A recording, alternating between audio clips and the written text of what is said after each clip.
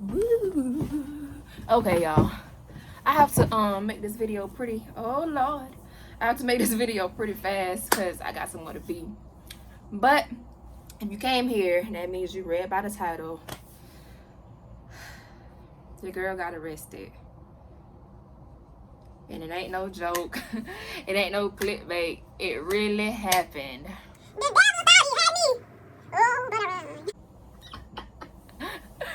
Nah, but okay. The story time starts now.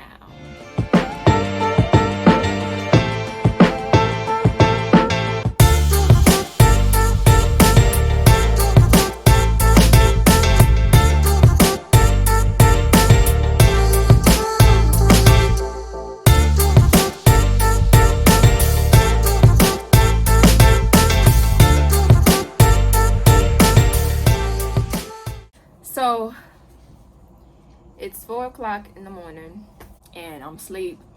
I'm thinking I'm gonna have me a good little sleep, wake up, have a good little day, everything gonna go smoothly. It's gonna be one of my regular days. But no. So I'm sleeping and I get a phone call. But I'm looking at my phone and I ignored it. And because I thought that it was one of those spam missed calls that I usually get. So I look at it and I ignore it. Just let it ring. And then I get another ring or another call. And I look at it again. And I'm like, okay, I'm going to ignore the other one. Because usually when spam missed calls, they call like twice. Sometimes it be calling like 4 times. But yeah, so I'm thinking it's a spam call. So I ignore it. So after the second ring, after I ignored the second ring, 5 to 8 minutes later, my stepmama come in the room. And she's like, in a panic. She got the phone in her hand. She handed me the phone. She's like, and I'm like, I'm waking up like out my sleep. I'm like, what? Who that is? Type jump. And she say, it's the police. And I'm looking like, I say, for me? She say, yeah, here.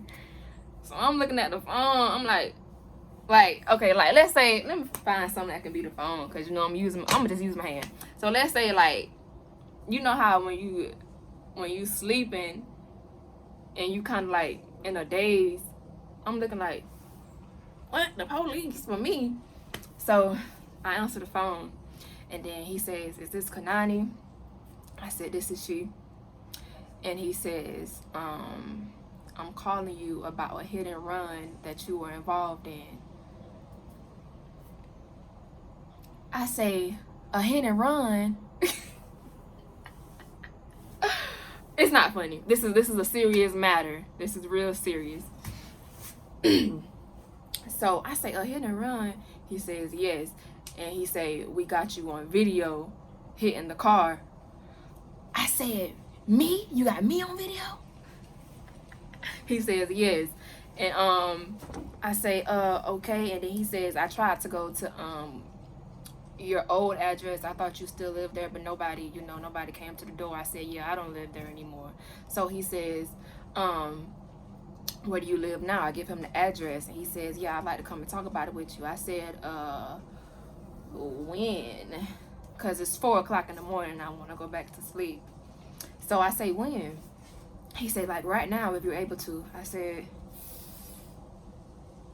okay. So my stepmama, she's kind of like standing by the door, and she like, as soon as I get off the phone, she like giving me the look like, okay, so what happened? What was said? So I tell her, he say that I was involved in the hit and run. He want to come and talk to me about it. And she says, oh. So she goes back to her room where my dad is and go tell my daddy. And then she comes back and she say, hey Kay, I just want to let you know so you're prepared. I don't think they come here to talk to you. I think they come here to arrest you.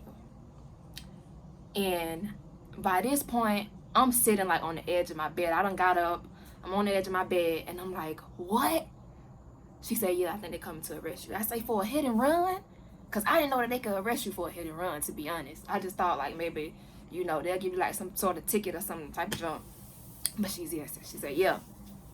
So I'm like, oh my God. And so she leaves the room and then she comes back. But when she comes back, my daddy is with her. So my daddy is walking into my room and he's holding one of his hoodies.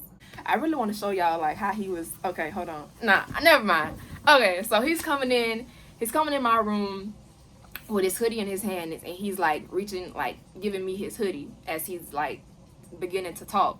He say, "Hey, Kay," and he like got on his sleepy voice because everybody just now waking up. And he says, "Hey, Kay, I just want you to be prepared, just in case you go out there and you be cold, because if they come here to talk to you about a hit and run, they got you on camera. They ain't coming to talk to you, they coming to arrest you." So I'm like still in the days from when my stepmom had told me that she think that they gonna arrest me too. So I'm like, what? So he lays the hoodie on my bed, and I'm just like sitting. By this time, I'm just like thinking like, who could I have hit? Like, you feel me? Like, who? Like, how did I? What?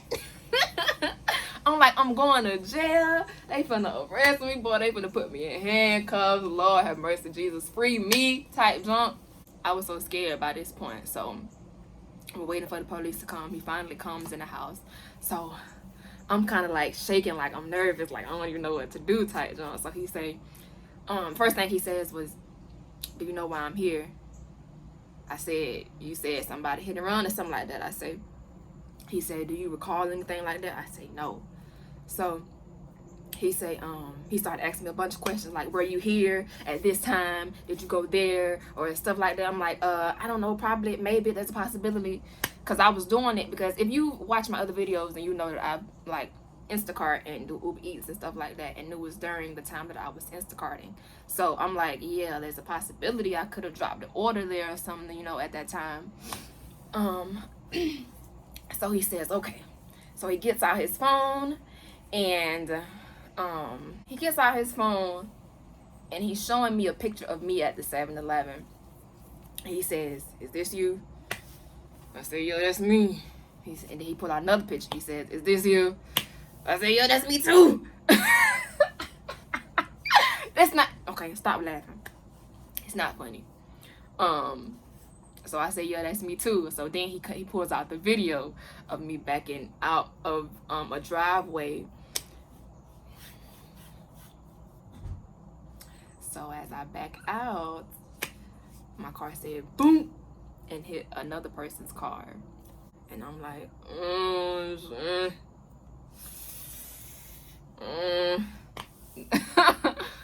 I'm like, oh Lord, I really did hit the lady's car. At this point, I'm like, oh my Lord Jesus, they gonna lock me up and throw away the key. And I'm like so scared, but he's giving me like the rundown of what's gonna happen in my situation. And then after a while, he started to tell me, like, he started to like read the Miranda rights to me. You know, if you have the right to remain silent type junk. And then he basically says, okay, so because this is like an actual offense, I'm gonna have to charge you.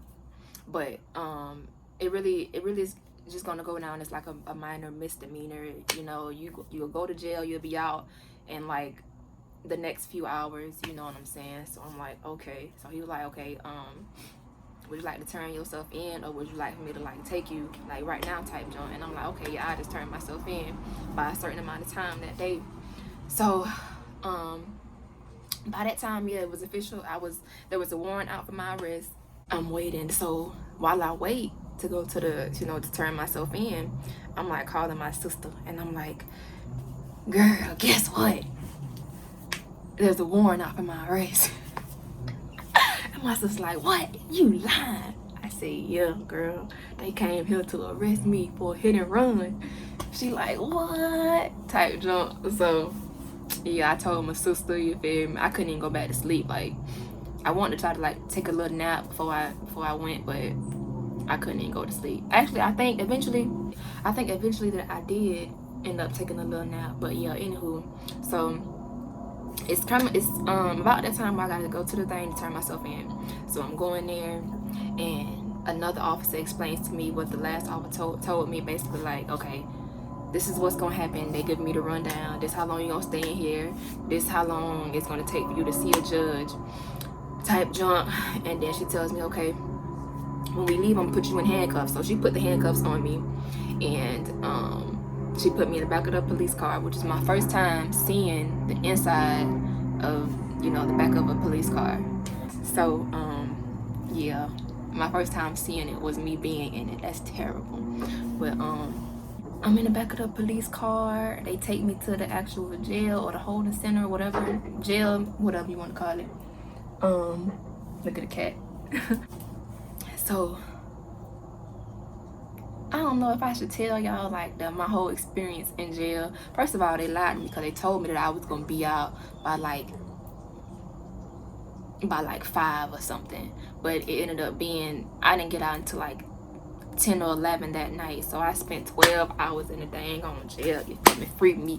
But yeah, so I was in there for like 12 hours. It felt like a lifetime. Jail is not for me. I ain't going bike. You hear me? I seen like a whole like bunch of different type of people. It was so ghetto, and it was stank in there. But yeah, it's like as soon as I walked in, everybody just looked at me and was like, "What is you doing here?" But I'm like, yeah, I'm with y'all. You feel me? You feel me? I committed a crime. No, I'm just playing. But yeah, I had to go in there. I had to get my fingerprints done. I had to take a mug shot. I was gonna put like my mugshot picture in the thumbnail. I don't know, I'm still thinking about it, but I might not do it because it's like, I don't want y'all to see me like that. Like, I really look crazy. Like, they made me look crazy as freak.